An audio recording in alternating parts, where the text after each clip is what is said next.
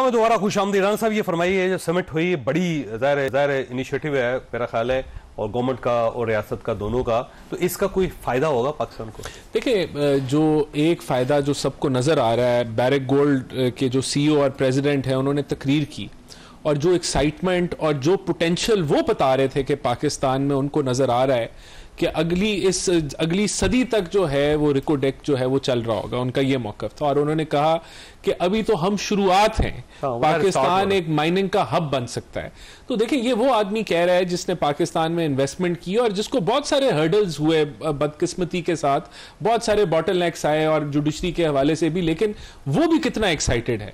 तो अगर एक गोरा जिसने पाकिस्तान में आके इन्वेस्टमेंट की है और वो 2028 में जो है वो फल देगी, वो इतना एक्साइटेड है, तो मेरे ख्याल से हमें उसकी एक्साइटमेंट से, हम तो कहते हैं, देखें, हमारा कहना तो अलहदा बात है, लेकिन जो हकायक हैं वो ये हैं, और मुख्तलिफ जो सर्वेज हैं या मुख्तलिफ अंदाजों के मुताबिक 6 से 10-12 ट्रिलियन डॉलर के आपके पास मादनियात इस मुल्क में मौजूद हैं।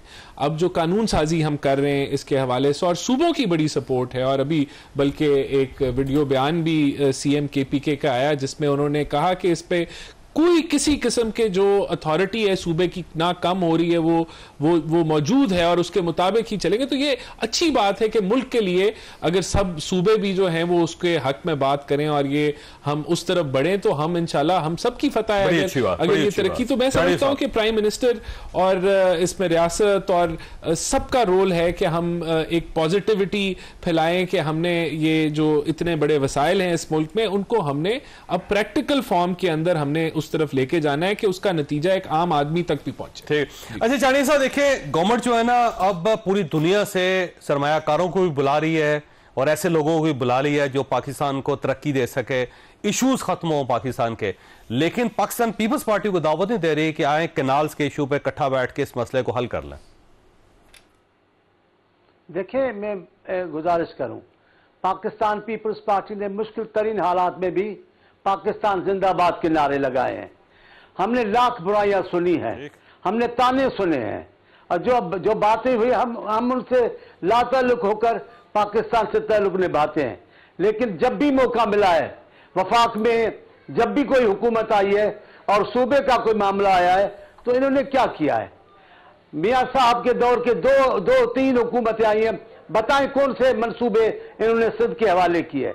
शहबाज शरीफ साहब का लास्ट वाला दौर, फिर आज का दौर, हम उनके साथ हैं, हम उनके साथ नहीं हैं, हम उनको सहारा दिए बैठे हैं, हम उनसे अलग भी नहीं हो रहे। लेकिन आपने अपनी तरफ से क्या फायदा दिया है, हमें बताएं तो सही।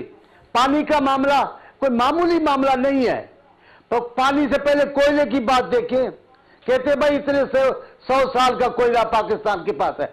हम तो कहते वो पाकिस्तान की मिल्कियत है, भले सिंध में पैदा हो, सिंध में तेल पैदा निकलता है, हम कहते हैं पाकिस्तान की मिल्कियत है। सिंध में गैस निकलता है, हम कहते हैं पाकिस्तान।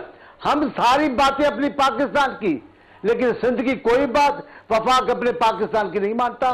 अब ये पानी का मामला मामूली मामला नहीं है चौधरी साहब, सिंध में कयामत बपा है, सिंध के बच्चा रास्ते रोडों पे आ गया है, खामोशी से नहीं बैठे। ये क्या कहते हैं, हम बातचीत कर लेंगे जी, हम बातचीत से ये मामला नहीं चलेगा। आपको वाज़ेह ऐलान करना पड़ेगा, इन मंसूबों को जुदा, इस मंसूबे से अलहदगी अख्तियार करनी होगी, कहना होगा कि ये मंसूबे हम कैंसिल करते हैं।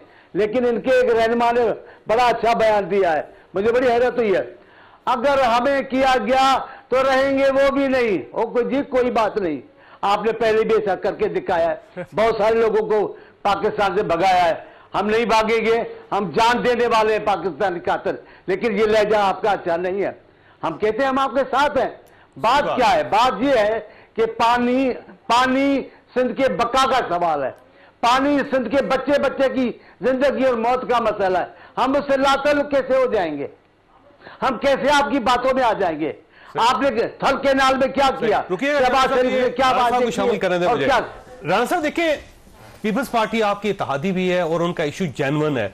सिंध के अंदर इस बार 56% पानी कम है, और इस ड्राउट जैसे माहौल में आप उनके साथ नेगोशिएट नहीं कर रहे और नई नहरें भी खोद रहे हैं आप, तो ये ज्यादती नहीं है? देखिए, अगर सिंध में पानी कम है तो 1991 के फार्मूले के तहत पंजाब में भी पानी कम है।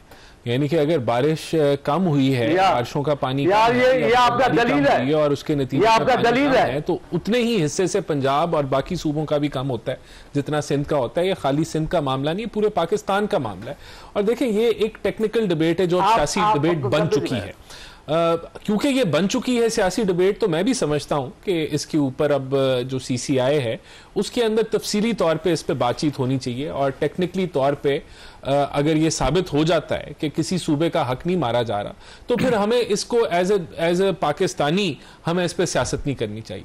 और अगर इसमें किसी सूबे का हक मारा जा रहा है तो उसके साथ तो PMLN भी नहीं खड़ी। तो मेरे ख्याल से एक तो ये भी था मौकफ कि ये इनको चाहिए कि अगर इनकी कोई कंप्लेंट है तो वो CCI में ऑफिशियली डेटा बेस्ड वो लॉन्च करें, और उसके बाद जो आपने इजलास बुलाया ही नहीं, एजेंडे पे आप इजलास बुलाते नहीं है, तो ये डिस्कस हो। बहरहाल मैंने आज सुना है कि सिंध हाई कोर्ट ने स्टे ले लिया, तो क्योंकि ये सियासी अब इशू बन चुका है तो अब हमें इसको सेंसिटिवली इसको डील करने की जरूरत है। तो मैं कम से कम ये समझता हूं कि गवर्नमेंट की जिम्मेदारी है कि वो इस पे इनिशिएटिव ले। और ऐसा के साथ अगर आप नेगोशिएट कर रहे हैं तो आप अपने लोकल लोगों के साथ। अच्छा, ये भी गलत तासुर है कि ये लोगों के साथ डिस्कस नहीं हुआ। देखिए, फ्लोर ऑफ द हाउस पे इस पे बड़ी खुली लंबी चौड़ी डिस्कशन होती रही है। मुसद्दिक मलिक साहब जब वजीरे ये पानी थे तो उसके ऊपर बड़ी डिबेट हुई है कि भाई ये जमीन जो थी, ये कनाल तो आप ही की जमीन से गुजर रहे हैं, तो जमीन आपने अलॉट की है और इरसा ने इसको NOC दिया है, आपकी इजाजत से दिया है, प्रेसिडेंट साहब के ऑर्डर के अंदर।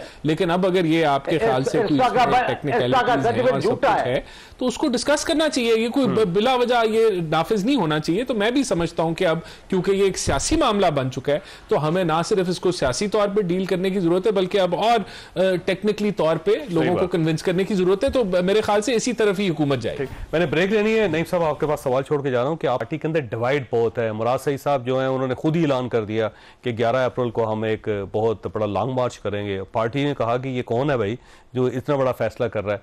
आजम स्वाति साहब जो है वो कुरान मजीद लेके आ गए। उन्होंने कहा जी इमरान खान साहब तो डायलॉग करना चाहते हैं उन सब के साथ जिनके साथ आप सब लोग नहीं करना चाहते। गंडापुर साहब ने अपनी पार्टी के लोगों को नाराज कर दिया। पार्टी के अंदर हो क्या रहा है? छोटी सी ब्रेक को, ब्रेक के बाद दोबारा जरूरत है।